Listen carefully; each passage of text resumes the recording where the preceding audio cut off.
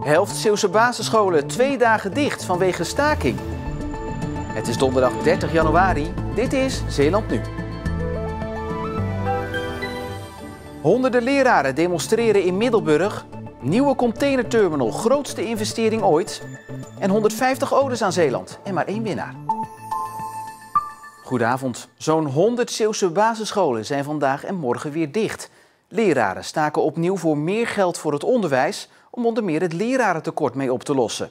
Honderden leraren die staakten kwamen naar een manifestatie in Middelburg.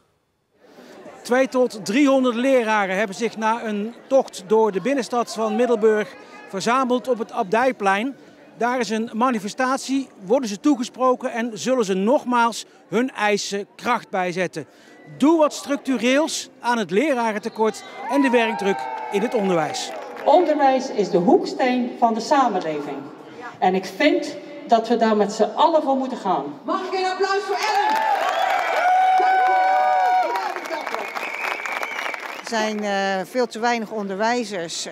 Als er iemand ziek is, dan is er vaak geen vervanging. En ja, worden kinderen of naar huis gestuurd of over klassen verdeeld. En als het zo doorgaat, dan wordt het alleen maar erger. En hebben kinderen dadelijk misschien maar 4 dagen per week school. Dat zagen we natuurlijk ook in de grote steden al.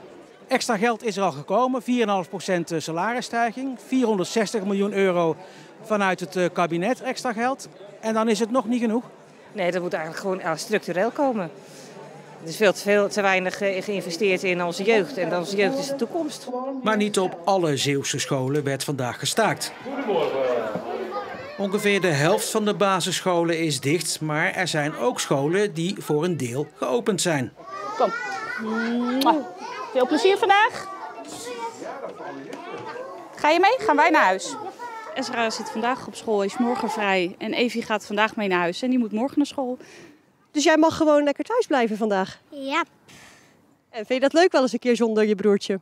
Ja, hij is meestal een beetje vervelend. De Prinses Beatrix School in Goes is zo'n verdeelde school. De school is open, maar in 2 klassen staken de leraren wel. En daar blijft dus het licht uit. Bij de vorige stakingen was het zo dat de meerderheid van het team grotendeels voor staken was.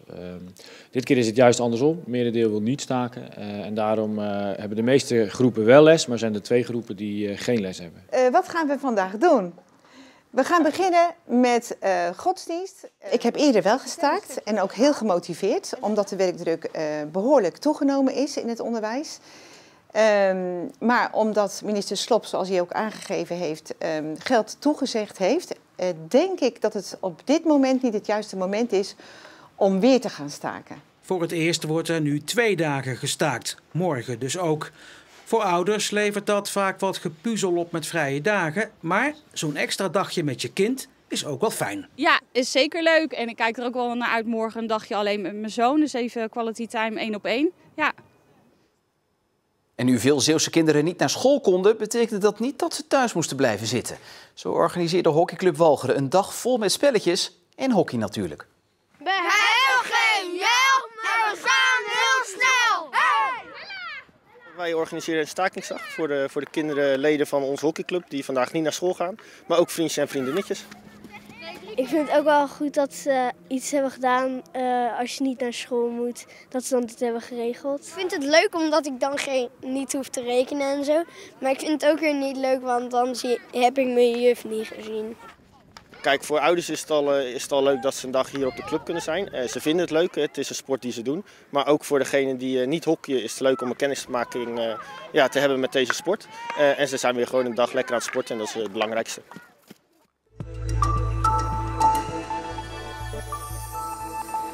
Op- en overslagbedrijf in voedingsmiddelen Kloosterboer bouwt aan de grootste investering in Vlissingen ooit. Een containerterminal waar ruim 1000 gekoelde containers gestald kunnen worden. Die voedingsmiddelen die werden in het verleden nog vaak conventioneel afgehandeld. Pallets aan boord van een schip. Tegenwoordig gaat het allemaal in containers. Nou, die markt die groeit. Eigenlijk werd die markt te groot voor ons om op de manier te handelen zoals we dat deden in het verleden. De terminal is zoveel mogelijk geautomatiseerd en volgens het bedrijf verdwijnen er geen arbeidsplaatsen door de automatisering. Wij blijven doorgroeien, dus we hebben gewoon mensen hard nodig. Wat je wel ziet is dat de aard van de werkzaamheden gaat verschuiven. Daar waar mensen nu nog op rietstekkers zitten of op heftrucks, ja, zullen ze misschien straks op kantoren nodig zijn om containers af te handelen. De bouw is nog in volle gang en deze zomer moeten de eerste containers hier hun plek krijgen. 5 gemeentes dringen er in een brief bij het provinciebestuur op aan om de Deltaweg snel veiliger te maken. De afgelopen jaren vonden er verschillende ongelukken plaats op de weg tussen Goes en Zierikzee. En daarbij vielen meerdere gewonden. Omdat de weg op zijn vroegst pas over 2 tot 3 jaar wordt aangepakt, vragen de gemeentes aandacht voor de veiligheidssituatie. Noord-Beveland, Goes, Schouwen-Duiveland, Borselen, maar ook Terneuzen beseffen dat de aanpak van de weg tijd en geld kost, maar willen met de brief de Deltaweg onder de aandacht blijven brengen. Borselen gaat de komende jaren 2 miljoen euro bezuinigen, zodat de gemeente niet meer onder curatele van de provincie staat. Borselen kwam in de problemen door tekorten op de jeugdzorg en dat wordt nu aangepakt. We willen ook vooral gaan monitoren van hoe lang zit iemand in een zorgtraject en kan dat mogelijk wat naar beneden bijgesteld worden. En ook begrijp ik wat minder instanties op 1 persoon of op 1 gezin. Dat is zeker waar we ook naar gaan kijken. Verder wordt er bezuinigd op het ambtenarenapparaat en worden kosten voor het opknappen van het Nieuwdorp gespreid. Maar ook is er minder geld voor het feest 50 jaar Borselen en de kinderburgemeester. Er was een keuze om een kinderraad te doen of een kinderburgemeester, maar we gaan wel aan de slag met de kinderburgemeester. Dus ik zou zeggen tegen de kinderen, maak je alvast klaar om daar aan mee te doen dit jaar.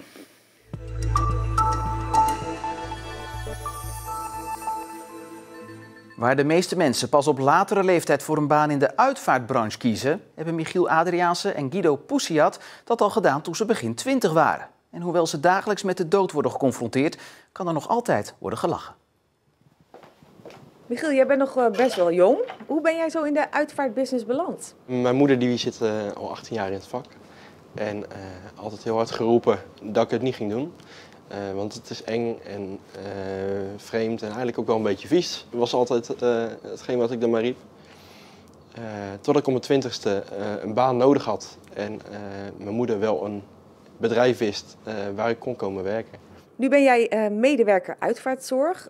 Wat doe jij allemaal? In eerste instantie het verzorgen van overledenen. Sluiten van de mond en de ogen en zorgen dat een lichaam ook daadwerkelijk schoon is. Het aankleden van iemand, het in de kist leggen van een overleden persoon. Maar ook het verzorgen van cateringen hoort daarbij, het assisteren op uitvaarten. Ik had een kantoorbaan na mijn studie filosofie en dat voelde niet goed. Daar werd ik, zeg maar dramatisch gezegd, nog ongelukkig van. Ik dacht, ja, wat wil ik dan?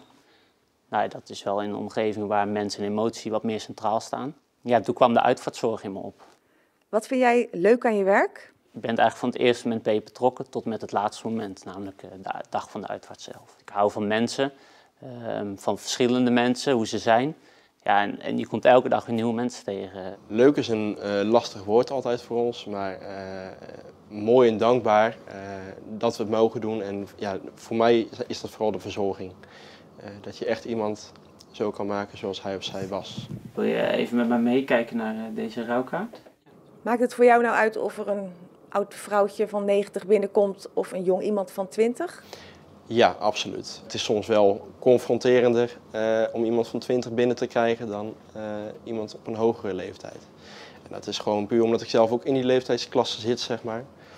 En dat je toch gaat nadenken van, ik had het ook kunnen zijn. Of wie weet was het een maatje geweest. Dan maak ik zo wel even een afdrukje. Dan Krijg je nou ook wel eens te horen van nabestaanden van, goh, jij bent toch nog wel jong om dit werk te doen? Ja, ik krijg af en toe wel eens de gezichten als je bij iemand binnenkomt lopen, bij een familie thuis. En dan is het aan mij om het vertrouwen te winnen en te laten zien dat leeftijd niet het belangrijkste is, maar juist de kennis en de manier waarop je met een overledene omgaat. Voor deze uitvaart hebben we vrijdag ook een catering. Wordt er hier ook nog wel eens gelachen? Ja, zeker wel. Ja. Ook onderling, hè. Maar ook met de familie zelf. Hoor. Vaak zie je in de week waar een uitvaart wordt voorbereid, is heel vaak met een lach en een traan. Het is niet alleen maar treurnis, maar er wordt wel degelijk gelachen, ja.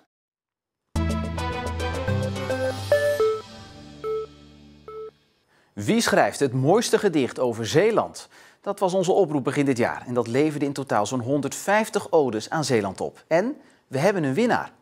Hier bij ons is er altijd de wind, die het water doet schuimen en de hemel wil ruimen totdat hij geen wolkje meer vindt.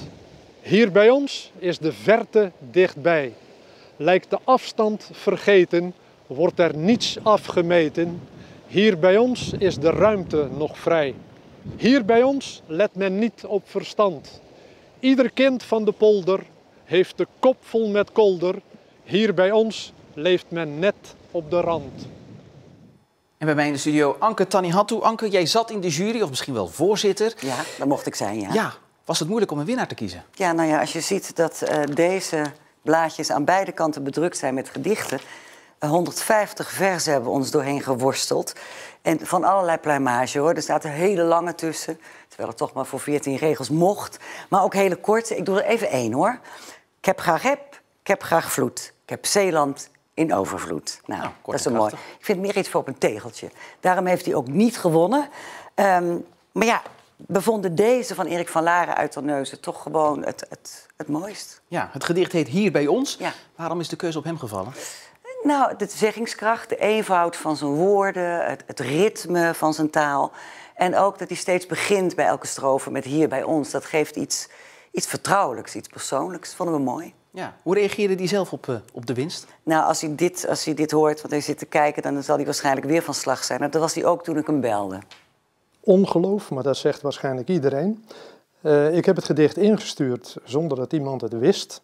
En ja, ook met het gevoel van hier hoor ik nooit meer iets van. Dus toen het telefoontje kwam, was het echt een enorme verrassing. Ja. Het gedicht heet Hier bij ons. Hoe is dat gedicht ontstaan? Ja, dat heeft alles te maken met Zeeland en het gevoel voor Zeeland. Iedere keer wanneer wij terugkomen van een trip, wij gaan regelmatig naar Zweden waar onze zoon woont, dan zijn wij eigenlijk heel erg blij als we weer terug in het Zeeuwse zijn. En ik heb geprobeerd om dat gevoel wat je krijgt bij Zeeland, om dat in simpele woorden om te zetten. En ik vond eigenlijk dat dat in deze 12 regels best goed gelukt is. En het gedicht Hier bij ons van Erik van Laren komt binnenkort aan de zijgevel van het Omroep Zeelandgebouw te hangen. Het begon veelbelovend droog, maar de bewolking werd dikker en dikker. En jawel hoor, uiteindelijk begon het ook nog te regenen. Vanavond neemt de wind weer iets in kracht toe en blijft het regenachtig. Morgen start de dag met wolken en een klein beetje zon, maar tegen het einde van de dag neemt de buienkans opnieuw toe. En dan was het vandaag misschien geen weer om zeevogels te gaan spotten. Dat was het wel toen vogelexpert Camilla Dreef dat deed op de Brouwersdam voor Binnenste Buiten. En we hebben enorme mazzel, want kijk nou. Het water is één grote spiegel. Er staat bijna geen wind. En dat zijn de ideale condities om hier vogels te kijken. Nou, daar in ieder geval wel zon dus. Geniet van de zonnige plaatjes en tot zover Zeeland nu voor vandaag. Fijne avond.